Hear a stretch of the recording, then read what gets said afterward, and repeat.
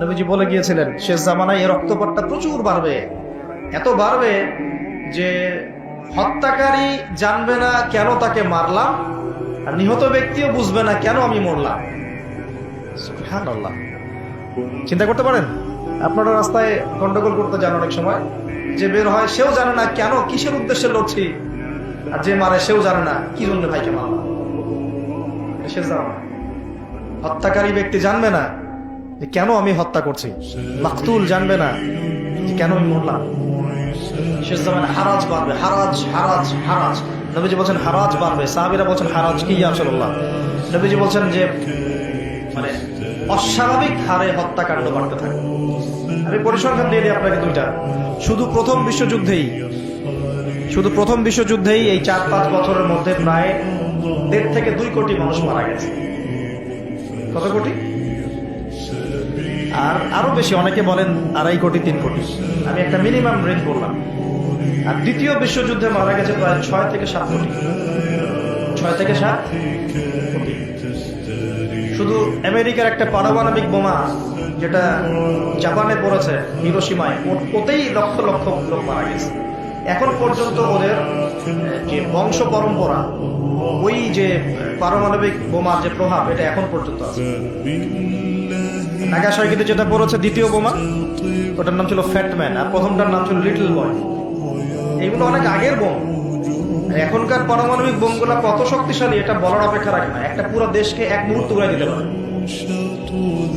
বাংলাদেশের মতো একটা ছোট্ট দেশ, এরকম ছোট্ট একটা দেশকে একটা বোমা দিয়ে উড়িয়ে দেওয়া সম্ভব। ইংল্যান্ডের মতো একটা দেশকে একটা রাশিয়ার হাইপারসনিক ক্ষেপণাস্ত্র দিয়ে উড়িয়ে দেওয়া সম্ভব। আর এখনকার সমরবিদ্যা নিয়ে যারা ঘাটাঘাটি করেন, তারা এটা আশঙ্কা করছেন যে প্রথম বিশ্বযুদ্ধের মতো, দ্বিতীয় বিশ্বযুদ্ধের মতো আরো একটা তৃতীয় বিশ্বযুদ্ধ হয়তোবা বিশ্ববাসী দেখতে যাচ্ছে। হয়তোবা, আল্লাহ ভালো জানেন, আমরা তো গ্যারান্টি দিয়ে বলতে পারবো না, কিন্তু পরিস্থিতি ওইরকমই মনে হচ্ছে। তবে এতটুকু জেনে রাখেন, হাদিসের মধ্যে মালহামা নামে একটা শব্দ আছে। কি শব্দ? নবীজি বলেছেন ইউফ্রেটিস নদী মানে ফোরাত নদী। ইউফ্রেটিস কোন নদী? এই ফোরাত নদী অচিরেই তার ভূগর্ভস্থ সোনার পাহাড় বের করে দিবে।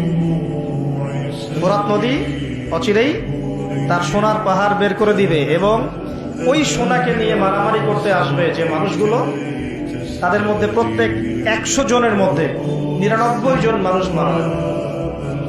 আর একজন ব্যক্তি যে বেঁচে থাকবে, সে ধারণা করবে আমি সেই ব্যক্তি যে সোনাটা পাবো। আর মুসলিমদেরকে নবীজি বলছেন, তোমরা যদি ওই সময় ওই জায়গায় থাকো, কোন মুসলমান যদি সেটা দেখে, তোমরা সেই সোনায় হাতও দিবে না। আরেকটা হাদিস এসেছে যে অচিরেই রোমকরা, পশ্চিমারা আরবদের সাথে চুক্তি ভঙ্গ করবে এবং 80টা পতাকা নিয়ে তাদের বিরুদ্ধে যুদ্ধে নেমে যাবে। কয়টা পতাকা? 80টা। এবং প্রত্যেক পতাকার নিচে থাকবে 12,000 করে সৈন্য। কত হাজার? একটা যুদ্ধে এত বেশি 99% মানুষ মারা যাওয়াটা স্বাভাবিক না, এটা অস্বাভাবিক। ঢাল তলোয়ার AK-47 যুদ্ধে এমনটা হবে না বা হয় না। হয়তো এমন কোন অস্ত্র সেখানে প্রয়োগ করা হতে পারে, এটা আমাদের ধারণা, আল্লাহ ভালো জানেন, যেই অস্ত্রগুলো দিয়ে অল্প সময়ে বেশি বেশি মানুষ মেরে ফেলা সম্ভব। ঠিক যেমন এখনকার নিউক্লিয়ার ওয়েপেন্স বা থার্মোনিউক্লিয়ার ওয়েপেন্স হতে পারে, আল্লাহ ভালো জানেন। বিশ্ববাসী এরকম একটা মালহামা দেখার অপেক্ষায় আছে। এই মালহামার পরে আসবেন ইমামুল মাহদী। ইমামুল মাহদীর পরে আসবে ঈসা ইবনে মারিয়াম। ঈসা ইবনে মারিয়ামের পরে আসছে ইসলামিক খেলাফত। ওই খেলাফত থেকে খলিফা, এই শব্দটা নিয়ে কথা বলছি। আমি আবু বকর সিদ্দিকে ছিলাম রাদিয়াল্লাহু আনহু। ফেরেশতারা বলছেন, আপনি কি এমন কাউকে পৃথিবীতে পাঠাতে চান গিয়ে রক্তপাত ঘটাবে অথবা ফাসাদ সৃষ্টি করবে? যেটা বললাম, এখনকার বিশ্বে দুটোই আমাদের কাজ। তো আল্লাহ পাক বলছেন, ইন্নী আ'লামু মা লা তা'লামুন, ইন্নী আ'লামু মা লা তা'লামুন। দেখো আমি যা জানি তোমরা সেটা জানো না। মানে আমার কিছু শুকরগুজার বান্দা থাকবে যারা এরকম ফিতনা ফাসাদ করবে না এবং রক্তপাত ঘটাবে না। তাদের জন্যই আমি প্রস্তুত করেছি জান্নাতুল ফিরদাউস।